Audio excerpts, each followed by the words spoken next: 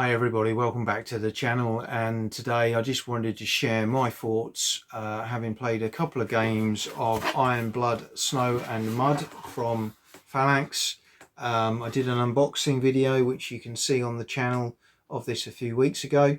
I've now had a couple of games which I played solo, and I just wanted to share my thoughts around the game and future plans to play this face to face with a colleague as well. So Iron Blood, Snow and Mud is a low counter density hex encounter game. It's, as I said in my unboxing, 20 pages of rules. Some of that is examples of play, so it's not a heavy duty game. As you can see there, beautifully illustrated with different elements of examples of play. The game itself is played on a really lovely map. Again, you can see this in the unboxing. This is folded up at the moment.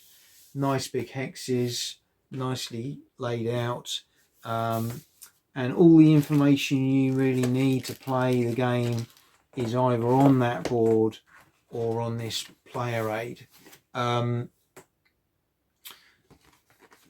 I found after a few turns I wasn't really going back to the rule book itself very often,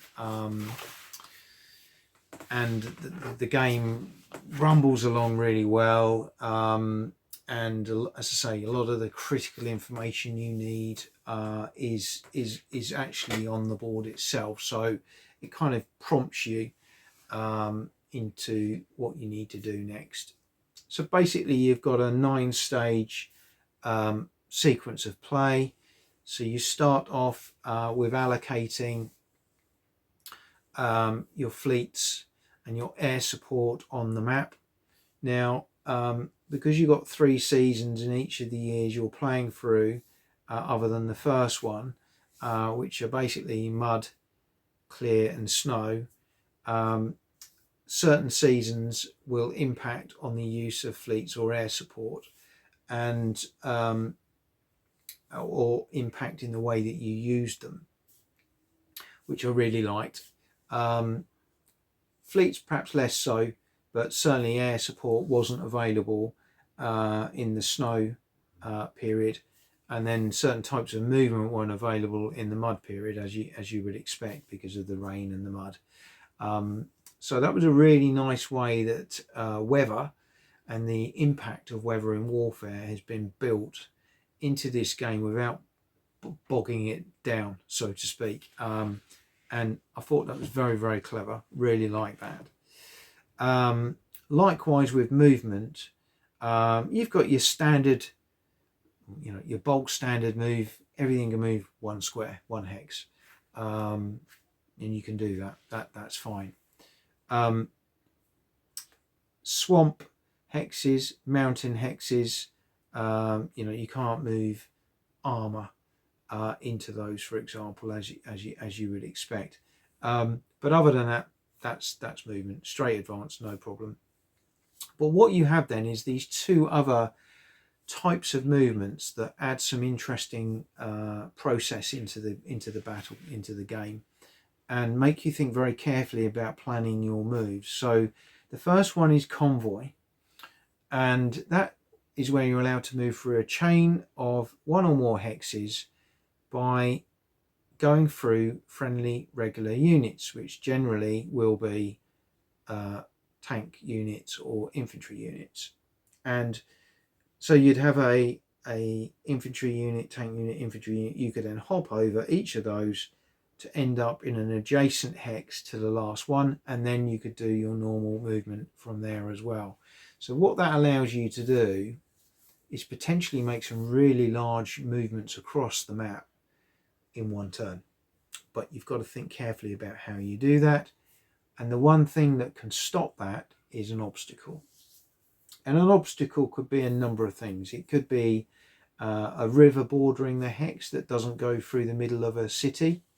It could be a partisan unit, which we'll talk about in a moment, or it could be another terrain piece. So that's convoys. For armour, they have something called a blitz movement.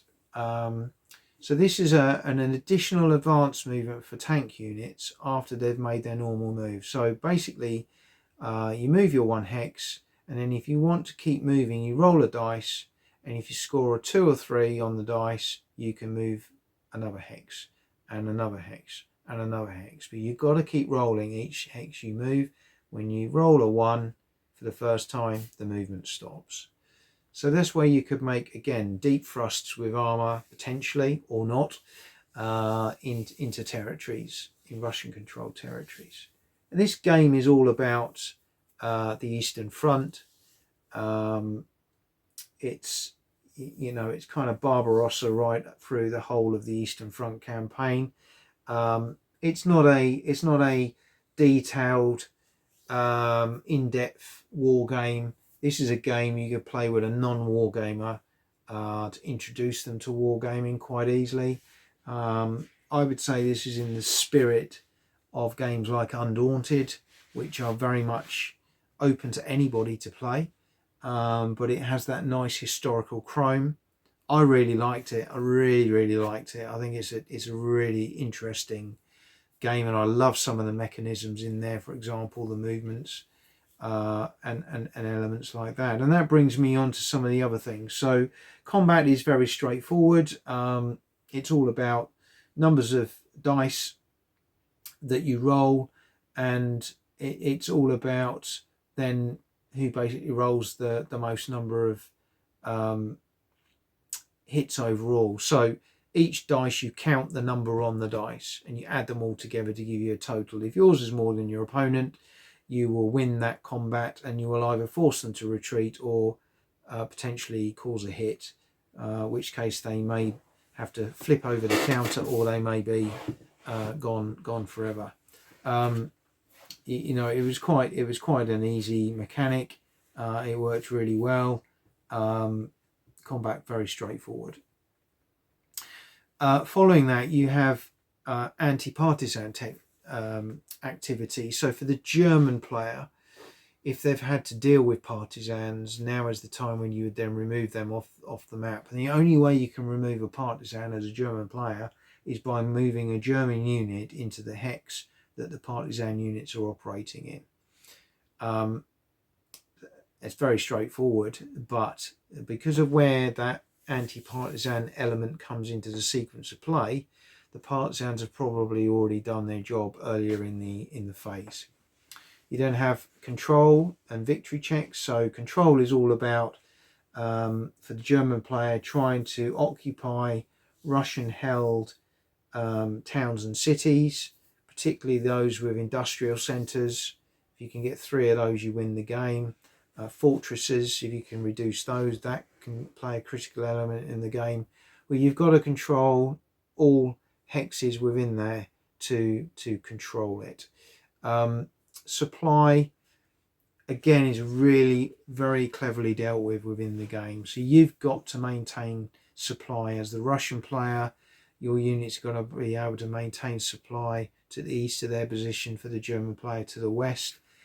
And as the opponent, you're trying to cut supply, particularly the Russian players trying to cut German supply lines, because if you can't trace supply in this phase, your unit is removed from the board. So it's quite black and white, quite lethal. And this is where partisans play their piece. So in the reinforcements phase, each turn, the Russian player could accrue new partisan units, and they can add them to any hex in their territory on the game board. And this means that you can add them into hexes potentially that are behind what are now German lines, and the German player is then forced in the following movement phase to try and move units probably outside of where they wanted to move them to try and combat these partisan units. Otherwise they could end up losing units, and this can really scupper the German players' plans on advancing deeper into Russian territory. So partisans, really critical element of the game. I really like the way it's been dealt with, and supply as well, I think is brilliant. Simple, but a really clever mechanic. Then you recall your fleet and air units. You got reinforcements, which are on the game board, tell you when they're coming. You can potentially move Stalin as a Russian player if he's under threat, but that affects who has initiative during the game, throughout the game, and then at the end you're just sort of resetting everything, really ready for the next turn. So yeah, I played a couple of games of this now. I must say the player aid front element really good. The back element about obstacle table, a little bit complicated, a little bit confusing for me at times. Got my head around it, but there are quite a few mechanics with obstacles that you need to remember in different scenarios. So I would recommend reading that for a couple of times just to get your head really clear around that when you're playing the game, because it can throw you a little bit. In my game, the German player lost both games. In the second game particularly, the German players had taken 2 industrial centres, were half occupying a third, and had taken a fortress, but they just couldn't get that last little bit over the line to win the game. So it was really tight. Both games were really balanced. I think there's some really good balance in the game for both sides. The Germans start off very strong, but they don't get any reinforcements, so they're gradually getting weaker and more stretched as the game goes on. The Russians start much weaker but gradually get stronger as the game goes on, and of course the partisan activity increases. So for me, you're talking probably an hour to an hour and a half for an average game length. Can be played solitaire, probably is more geared towards a 2-player game, but for me, I really liked it. It's not a serious, intense, complicated war game. As I say, I think this game could appeal to the non-gamer as well. I think you could play it with the younger generation with no problem. They pick it up pretty quickly. For those of you who've got young children who might be interested in learning games, there's some aspects, to be fair, that will probably need a little bit of explanation, but I think the price point is exceptional. I think it's very good value for money, price point wise. The components are good for what they are. I love the map. I think the map's really nicely done. And yeah, maybe after a lot of repeat plays, some of those components may start to suffer a little bit, but I think for the price point, the quality of the artwork, and you see the lovely cover on the box, I think Phalanx have got themselves a hit here. Certainly one for anyone interested in World War II and Eastern Front, who maybe doesn't want to get out a huge, great 6-foot wide map with thousands of counters and play over 3 days.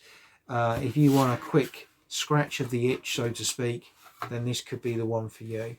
So that's Iron Blood, Snow and Mud, and that's Phalanx Games. That's my thoughts, feelings on the game. I'll certainly be getting this out again and hopefully getting a couple of guys at the club to play it. Hope you've enjoyed this little insight and review from my perspectives on the game, and look forward to seeing you all again soon.